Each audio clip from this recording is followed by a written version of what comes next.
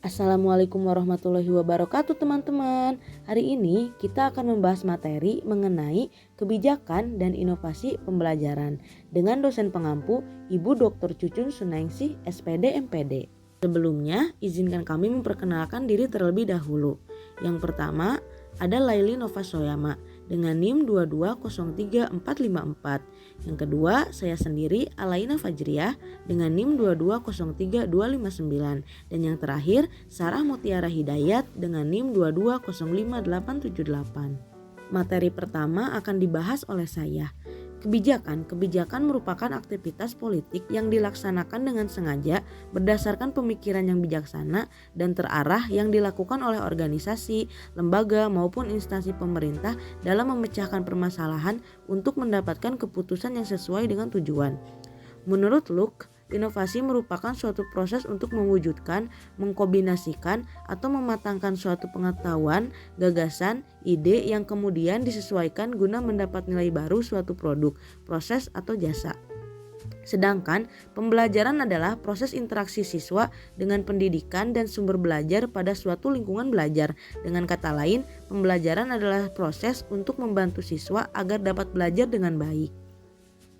Jadi, kebijakan dan inovasi pembelajaran mencakup langkah-langkah yang diambil oleh lembaga pendidikan, pemerintah, atau entitas terkait untuk menciptakan lingkungan yang kondusif bagi pengembangan dan adopsi ide-ide baru, pendekatan baru, atau teknologi baru dalam proses pembelajaran, dengan tujuan untuk menciptakan lingkungan pendidikan yang dinamis dan responsif terhadap perkembangan terkini dalam teknologi dan pendekatan pembelajaran sehingga dapat meningkatkan kualitas, relevansi, dan efektivitas pembelajaran bagi semua peserta didik. Nah, berikut ini ada beberapa model pembelajaran inovatif yang akan kita bahas. Model pembelajaran kontekstual atau contextual teaching learning. Model pembelajaran kontekstual merupakan proses pembelajaran yang holistik dan bertujuan membantu siswa untuk memahami makna materi ajar dan mengaitkannya dengan konteks kehidupan sehari-hari. Prinsip pembelajaran kontekstual ada 7. Yang pertama, constructivism.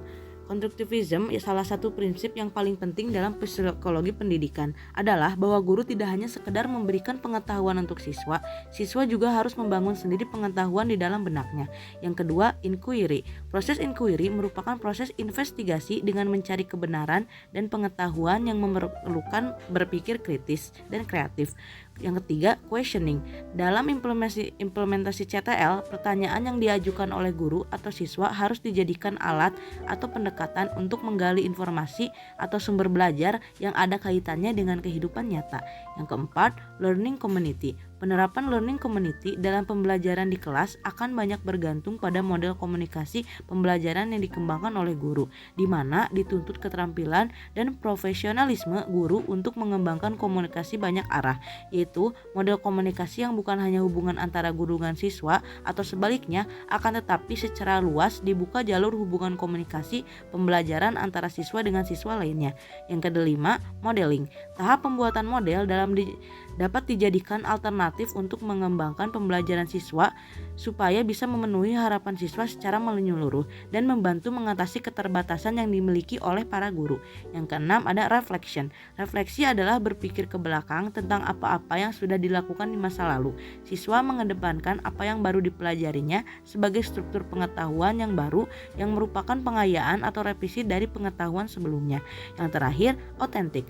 Melalui penerapan CTL, penilaian adalah proses pengumpulan berbagai data dan informasi yang bisa memberikan gambaran atau petunjuk terhadap pengalaman belajar siswa.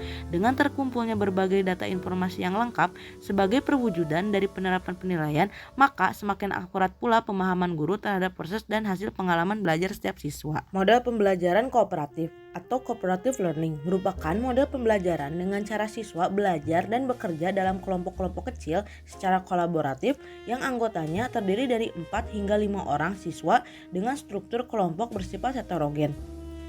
Konsep heterogen di sini adalah struktur kelompok yang memiliki perbedaan latar belakang kemampuan akademik, perbedaan jenis kelamin, perbedaan ras, dan bahkan mungkin etnisitas. Hal ini diterapkan untuk melatih siswa menerima perbedaan dan bekerja dengan teman yang berbeda latar belakangnya. Kemudian Ada 4 karakteristik model pembelajaran kooperatif. Yang pertama, pembelajaran secara tim. Yang kedua, didasarkan pada manajemen kooperatif. Yang ketiga, kemampuan untuk bekerja sama. Yang keempat, keterampilan bekerja sama.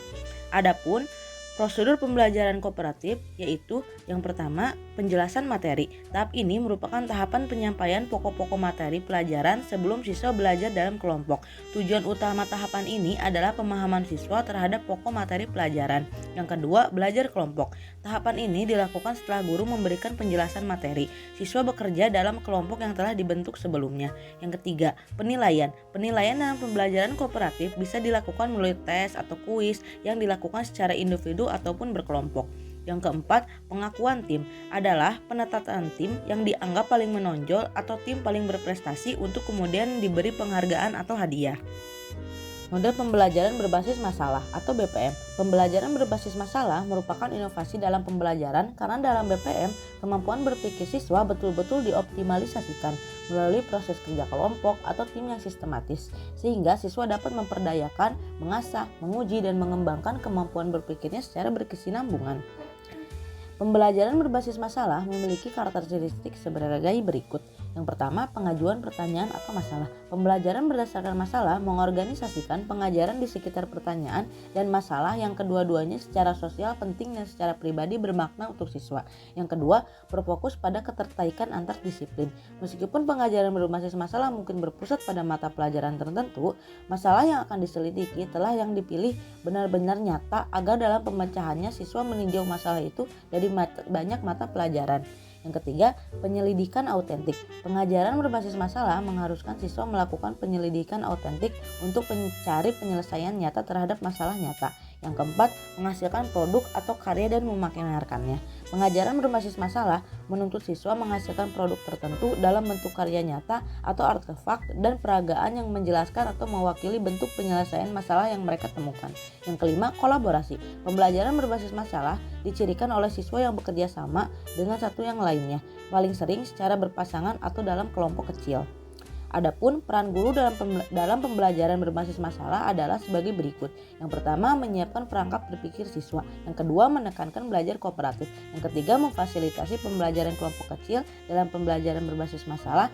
Dan yang keempat, melaksanakan pembelajaran berbasis masalah.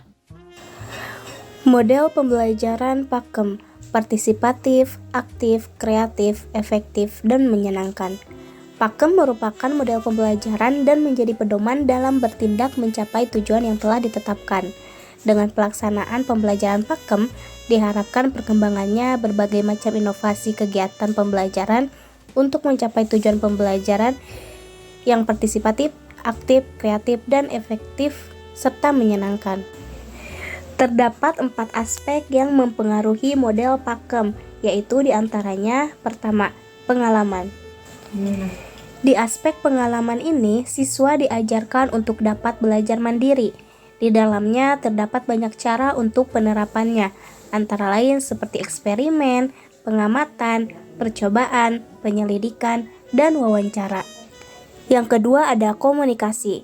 Aspek komunikasi ini dapat dilakukan dengan beberapa bentuk, antara lain mengemukakan pendapat, presentasi laporan, dan memajangkan hasil kerja. Yang ketiga ada interaksi. Aspek interaksi ini dapat dilakukan dengan cara interaksi, tanya jawab, dan saling melempar pertanyaan.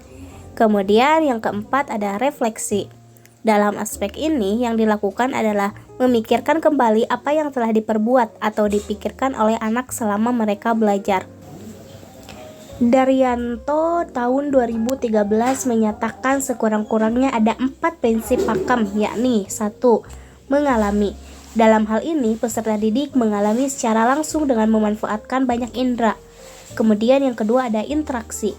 Dalam hal ini, interaksi antara peserta didik itu sendiri maupun dengan guru, baik melalui diskusi atau tanya jawab maupun melalui metode lain. Bermain peran dan sebagainya harus selalu ada dan terjaga.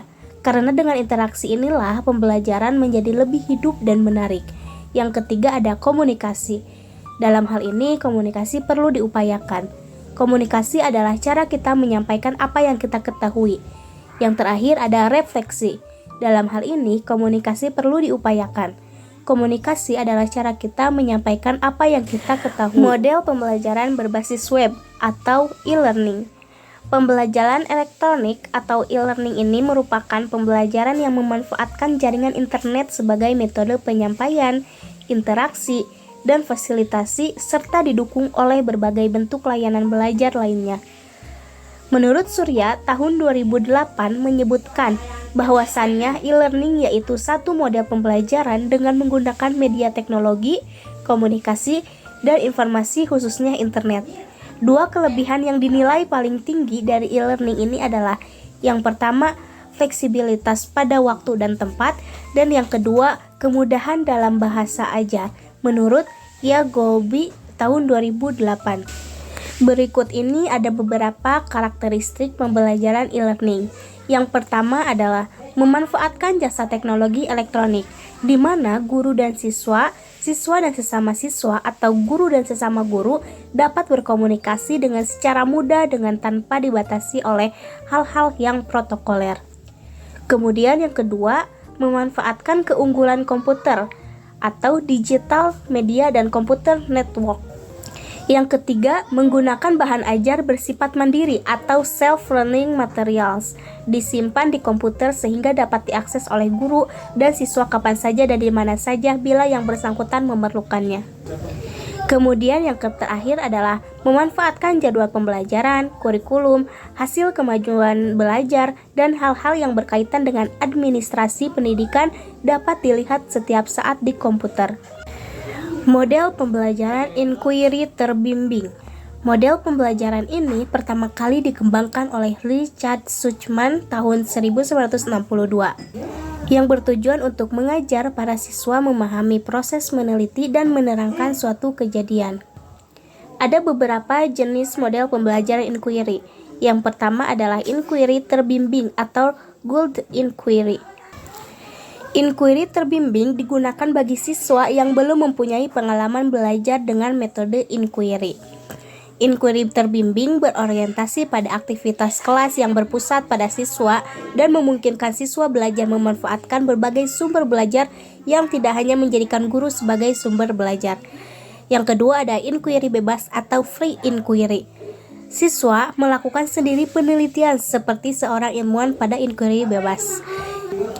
Yang ketiga ada inquiry bebas yang dimodifikasi atau modified free inquiry. Guru memberikan permasalahan dan kemudian siswa diminta memecahkan permasalahan tersebut melalui pengamatan, eksplorasi, dan prosedur pada pembelajaran berbasis inquiry. Menurut Sanjaya tahun 2014, ada beberapa hal yang menjadi karakteristik utama dalam pembelajaran inquiry, yaitu yang pertama, inquiry menekankan kepada aktivitas siswa secara maksimal untuk mencari dan menemukan. Yang kedua, seluruh aktivitas yang dilakukan siswa diarahkan untuk mencari dan menemukan jawaban sendiri dan sesuatu yang dipertanyakan, sehingga diharapkan dapat menumbuhkan sikap percaya diri. Yang terakhir, tujuan dari penggunaan inquiry dalam pembelajaran adalah mengembangkan kemampuan berpikir secara sistematis, logis, dan kritis atau mengembangkan kemampuan intelektual sebagai bagian dari proses mental. Model pembelajaran VCT atau Value Clarification Technique. Teknik mengklarifikasi nilai ini dapat diartikan sebagai teknik pengajaran untuk membantu peserta didik dalam mencari dan menentukan suatu nilai yang dianggap baik dalam menghadapi suatu persoalan melalui proses menganalisis nilai yang sudah ada dan tertanam dalam diri peserta didik. Value clarification teknik ini merupakan sebuah cara menanamkan dan menggali atau mengungkapkan nilai-nilai tertentu dari peserta didik. Ada 4 metode pembelajaran dari VCT ini. Yang pertama ada metode diskusi, yang kedua metode curah pendapat, yang ketiga metode bermain peran, dan yang keempat ada wawancara. Berikut ini ada beberapa teknik pembelajaran VCT. Yang pertama ada teknik self-evaluasi atau menilai diri sendiri, dan group evaluation atau evaluasi kelompok, yaitu peserta didik diajak berdiskusi atau tanya jawab tentang apa yang dilakukan serta diarahkan untuk perbaikan atau penyempurnaan oleh peserta didik itu sendiri. Yang kedua ada teknik lecturing, yaitu guru bercerita dan mengangkat tema atau materi apa yang menjadi topik bahasannya dalam pembelajaran. Kemudian yang ketiga ada teknik menarik dan memberikan percontohan, yaitu guru memberikan serta meminta contoh-contoh baik dalam diri peserta didik ataupun kehidupan masyarakat, kemudian dianalisa, dinilai, dan didiskusikan. Yang keempat ada teknik indoktrinasi dan pembakuan kebiasaan, yaitu dalam teknik ini peserta didik dituntut untuk menerima atau melakukan sesuatu yang oleh guru dinyatakan baik, harus, dilarang, dan sebagainya. Peserta didik diwajibkan melaksanakannya seperti patuh pada tata tertib, memakai tata tertib tertentu, dan lain-lain, dengan harapan kelak peserta didik akan terbiasa melakukannya. Kemudian yang kelima ada teknik tanya jawab, yaitu guru mengangkat suatu masalah, lalu mengemukakan pertanyaan-pertanyaan dan peserta didik aktif menjawab atau mengemukakan pendapatnya. Kemudian selanjutnya ada teknik menilai suatu bahan tulisan baik dari buku ataupun khusus dibuat guru. Dalam hal ini peserta didik dipersilahkan memberikan penilaian dengan kode, misalnya baik, buruk, bertindak benar, adil, tidak adil, dan lain-lain. Kemudian ada teknik mengungkapkan nilai melalui permainan. Dalam hal ini dapat menggunakan model yang sudah ada ataupun ciptaan guru. Dan yang terakhir ada teknik inquiry. Teknik ini merupakan suatu proses berpikir yang ditempuh peserta didik untuk menemukan suatu konsep melalui langkah perumusan masalah, pengajuan hipotesis, merencanakan pengujian hipotesis, melalui eksperimen dan demonstrasi, mencatat data hasil eksperimen, mengelola data, menganalisis data, dan membuat kesimpulan. Kebijakan dan inovasi media pembelajaran. Kebijakan inovasi media pembelajaran sangat penting dalam menghadapi tantangan global dan mempersiapkan generasi masa depan dengan keterampilan yang diperlukan untuk sukses dalam masyarakat yang semakin digital dan terhubung. Tujuan dari kebijakan inovasi media pembelajaran adalah untuk meningkatkan efektivitas dan efisiensi pembelajaran, meningkatkan keterlibatan siswa, dan mempersiapkan mereka untuk tuntutan dunia yang semakin terkoneksi dan berubah dengan cepat. Media pembelajaran inovatif. Media pembelajaran elektronik terdiri dari televisi sebagai media pembelajaran berbasis komputer, media pembelajaran cetak, dan media pembelajaran digital. Televisi sebagai media pembelajaran. Televisi pendidikan adalah penggunaan program video yang direncanakan untuk mencapai tujuan pembelajaran tertentu tanpa melihat siapa yang menyiarkannya. Televisi pendidikan itu tidak hanya menghibur, tetapi yang lebih penting adalah mendidik. Oleh karena itu, ia memiliki ciri-ciri tersendiri, antara lain dituntun oleh instruktur, sistematis, teratur dan beraturan, serta terpadu. Kemudian ada prinsip agar televis dapat digunakan dalam pembelajaran sebagai berikut. 1. Relevan dengan tujuan pembelajaran. 2. Meningkatkan motivasi dan menarik bagi peserta didik. 3. Program dan tampilan sesuai isi pembelajaran. 4. Mudah digunakan dalam pembelajaran. Dan yang terakhir, guru terampil mengoperasionalkan dalam pembelajaran. Pembelajaran berbasis komputer. Pembelajaran dengan menggunakan komputer dikenal dengan menggunakan konsep pembelajaran dengan bantuan komputer, Computer Assisted Instruction. Dalam konsep CAI ini, komputer difungsikan sebagai penguji materi pembelajaran, menyimpan materi pelajaran, hingga memberikan analisis evakuasi pembelajaran. Berkaitan dengan pemanfaatan e-learning difokuskan pada pemanfaatan komputer. Model-model pembelajaran berbasis komputer yaitu model drills, model tutorial, model simulasi, dan model instruction games. Kemudian ada media pembelajaran cetak. Media pembelajaran cetak terdiri dari majalah atau magazine, jurnal, koran atau surat kabar, tabloid, buletin, newsletter, karikatur, artikel, peta dan globe, buku pelajaran, gambar dan foto, sketsa, diagram, bagan atau chart, grafik atau grafis, kartun, dan poster. Selanjutnya ada media pembelajaran digital. Media pembelajaran digital terdiri dari media proyeksi, media fotografi, media rekaman audio, media film, dan media rekaman video. Contoh produk inovasi dalam pembelajaran. Yang pertama, platform pembelajaran digital, misalnya Khan Academy, Coursera, edX atau Udemy. Yang kedua, aplikasi pembelajaran berbasis games seperti Duolingo, Kahoot, Quizzes. Yang ketiga, sistem manajemen pembelajaran LMS seperti Google Classroom, Moodle atau Canvas. Yang keempat, teknologi realitas virtual atau VR dan augmented reality AR seperti Visual Labs untuk eksperimen sains. Yang kelima, pendekatan pembelajaran berbasis proyek seperti PBL Works. Yang keenam, perangkat pembelajaran adaptif seperti Dreambox Learning. Yang ketujuh, aplikasi pembelajaran bahasa otomatis seperti Rosetta Stone, Babel, atau Memories. Yang kedelapan, sistem penilaian formatif digital seperti Socrative, Nearpod, atau Formative. Yang kesembilan, perangkat lunak kolaboratif seperti Google Docs, Padlet, atau Flipgrid. Dan yang kesepuluh, platform pembelajaran berbasis komunitas seperti Edmodo, Schoology, atau Seesaw. Terima kasih sudah menyimak penjelasan dari kelompok kami. Mohon maaf bila ada kesalahan. Wassalamualaikum warahmatullahi wabarakatuh.